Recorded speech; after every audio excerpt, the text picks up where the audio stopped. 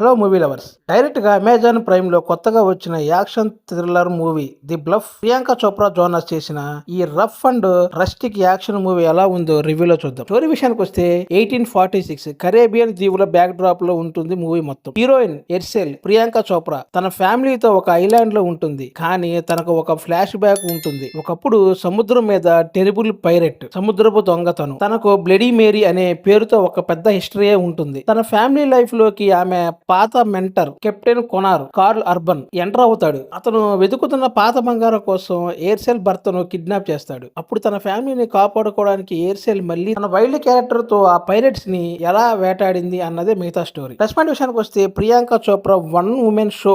అసలు సినిమా మొత్తం తన భుజాలపై వేసుకొని నడిపించింది. ఒక పక్క సైలెంట్ మదర్ లాగా, ఇంకో పక్క టెరిబుల్ కిల్లింగ్ మిషన్ లాగా రెండు వేరియేషన్స్ లో ఎరగదీసింది. యాక్షన్ సీన్స్ లో ఆమె డెడికేషన్ క్లియర్ గా కనిపిస్తుంది మూవీలో. ఇంకా raw and rustic action episodes పక్కా ఆర్ రేటెడ్ బ్లడ్ యాక్షన్ చాలా వైలెంట్ గా ఉన్నాయి. ఎక్కడ కాంప్రమైజ్ అవ్వలేదు. రియలిస్టిక్ ఫైట్స్ తో బ్లడ్ స్లాషర్ జానర్ ఇష్టపడే వాళ్ళకి ఈ యాక్షన్ ఎపిసోడ్స్ బాగా నచ్చుతాయి. ఇంకా ఫ్రెష్ బ్యాక్ డ్రాప్ లో చాలా కాలం తర్వాత ఒక ఫీమేల్ సెట్రిక్ పైరెట్ మూవీ రావడం, అందులోనూ రొమాంటిక్ యాంగిల్స్ లేకుండా pure survival and revenge story చూపించడం చాలా ఫ్రెష్ గా అనిపించింది. ఇంకా సినిమాటోగ్రఫీ టాప్ నాచ్ లో విజువల్స్ బాగా గ్రాండ్ గా ఉన్నాయి. కరేబియన్ ఐలాండ్స్, సముద్రం, డార్క్ కేవ్స్ ని స్క్రీన్ మీద చూస్తుంటే ఓటీటీ మూవీలా కాకుండా ఒక థియేటర్ ఎక్స్పీరియన్స్ ఇచ్చింది. ఇంకా ఎండింగ్ చాలా క్రిస్పీగా ఉంది. యాక్షన్ సీన్స్ లో కెమెరా షేక్ లేకుండా ఫైట్స్, కొరియోగ్రఫీ క్లియర్ గా కనిపించేలా ఎడిటింగ్ చాలా షార్ప్ గా చేశారు. రన్ టైం కూడా క్రిస్పీగా ఉంది. ఇంకా మైనస్ పాయింట్ విషయానికి వస్తే రొటీన్ రొట్ట స్టోరీలో పెద్దగా కొత్తదనం లేదు. ఒక రెగ్యులర్ రివెంజ్ ఫార్మేట్ లోనే వెళ్తుంది.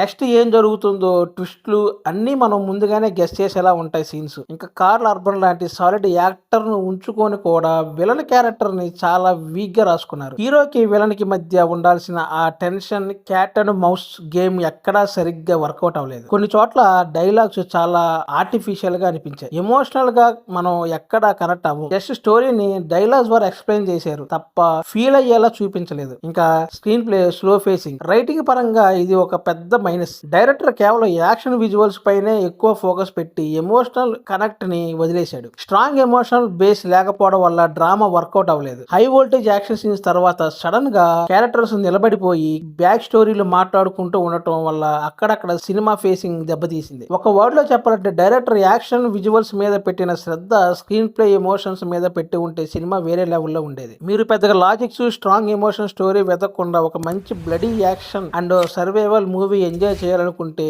ఇంకా ప్రియాంక చోప్రా పర్ఫార్మెన్స్ కోసం ఖచ్చితంగా చూడొచ్చు. ఫైనల్ గా ఈ మూవీకి నా rating 2.5/5. Don't forget subscribe. Thanks for watching.